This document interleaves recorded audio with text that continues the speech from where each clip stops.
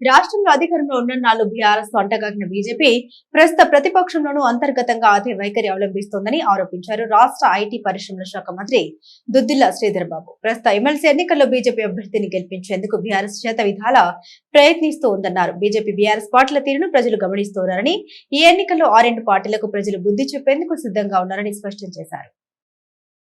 కరీంనగర్ జిల్లా కేంద్రంలోని డీసీసీ ఆఫీసులో నాయకులు కార్యకర్తల సమావేశం నిర్వహించారు.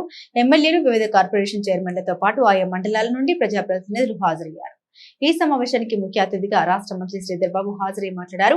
యువతకు పలు విభాగాల్లో నైపుణ్య శిక్షణ ఇవ్వడానికి రాష్ట్ర స్థాయిలో ఒక విశ్వవిద్యాలయం, 33 జిల్లాల్లో దానికి అనుబంధంగా శిక్షణ కేంద్రాలను నెలకొల్పుతామని తెలిపారు.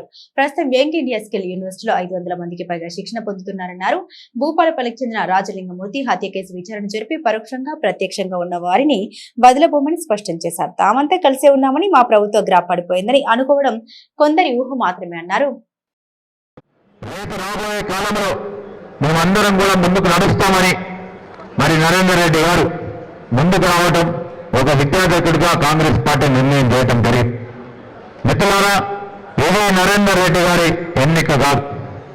కాంగ్రెస్ పార్టీ అభ్యర్థి ఏ రోజు అస్తిత్వాన్ని ముందుకు పెట్టిందో అప్పటి నుంచి మన బాధ్యతగా కాంగ్రెస్ పార్టీకి సంబంధించిన కింది స్థాయి మన కార్యకర్త నాయకులు అందరూ కూడా మీ ఎన్నికగా తీసుకొని రేపు నీ పొద్దున మీరు ప్రచారం చేసే కార్యక్రమాలు కాంగ్రెస్ పార్టీ సంవత్సర కాలం చేసిందంటే చాలా మంది వక్తలు అందరూ చెప్పారు.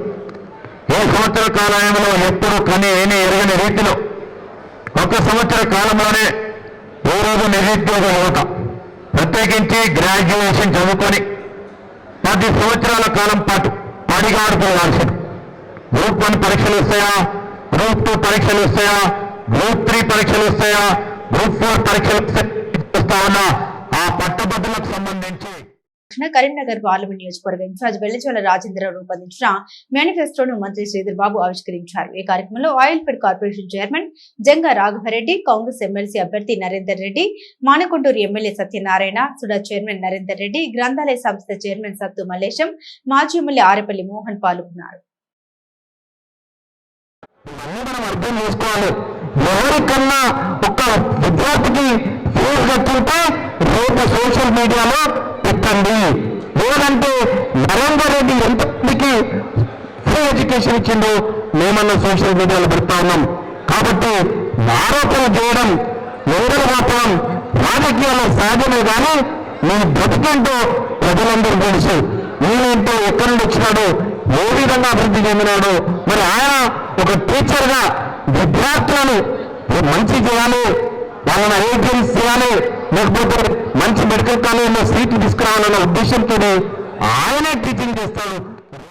మన అదృష్టము సీఎం గారు నిర్ణయము నరేందర్ రెడ్డి గారు మన చేతికి చిక్కినారు. ఇప్పుడు మనం ఖచ్చితంగా నరేందర్ రెడ్డి గారు ఏ కాంగ్రెస్ పార్టీ కార్యకర్త ఉన్నా, ఎవరున్నా, నా ఫోన్ 20 సార్లు ఎత్తలే, కానీ ఇప్పుడు ఖచ్చితంగా ఎత్తుతాడు. 5-10 తక్కువ అంటే ఖచ్చితంగా తక్కువ చేస్తాడు. ఎందుకంటే మన చేతికి చిక్కినాడు. కాబట్టి చేతికి చిక్కినది జారనీయకుండా మళ్ళా అట్లానే ఉంటే మనకే లాభం జరుగుతుంది. చేతికి చిక్కినది గెలిపించుకుందాం, మనకి ఇంత కన్సెషన్లు ఇచ్చేటట్టు అవుతుంది. మనకు తెలిసిన వ్యక్తి కరీంనగర్ ఆయన పూర్తి స్థాయిలో ప్రతి ఒక్క ఓటర్ను కలిసే విధంగా, ప్రతి ఒక్క ఓటర్ దగ్గర మనం వెళ్ళే విధంగా పూర్తి స్థాయిలో మనం ప్రచారం నిర్వహించాల్సిన అవసరం ఉంది.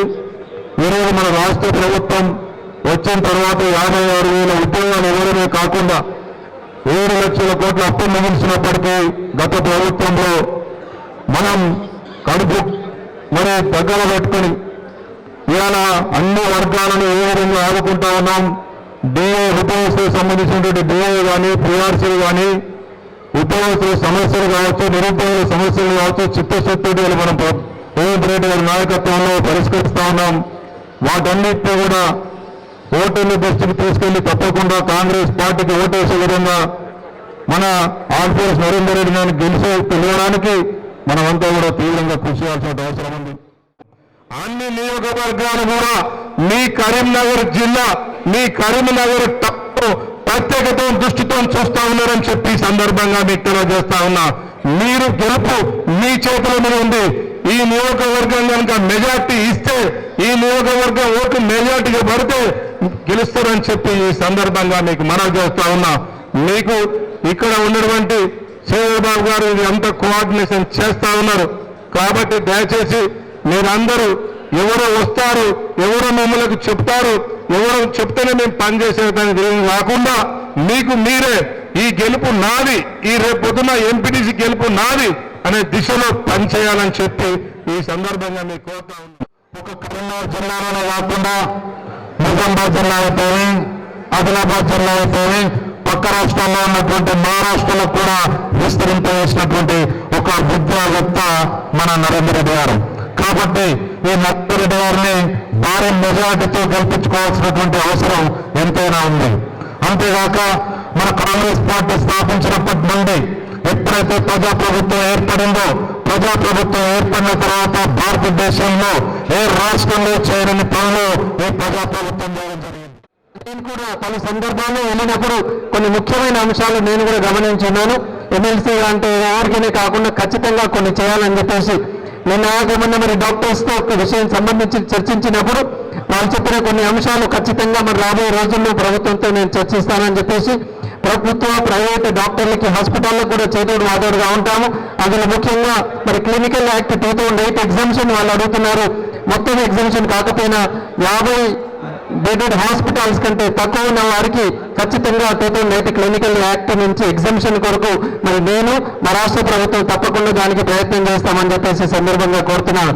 అలాగే హాస్పిటల్స్ ప్రతి సంవత్సరం రెన్యువల్ కావడానికి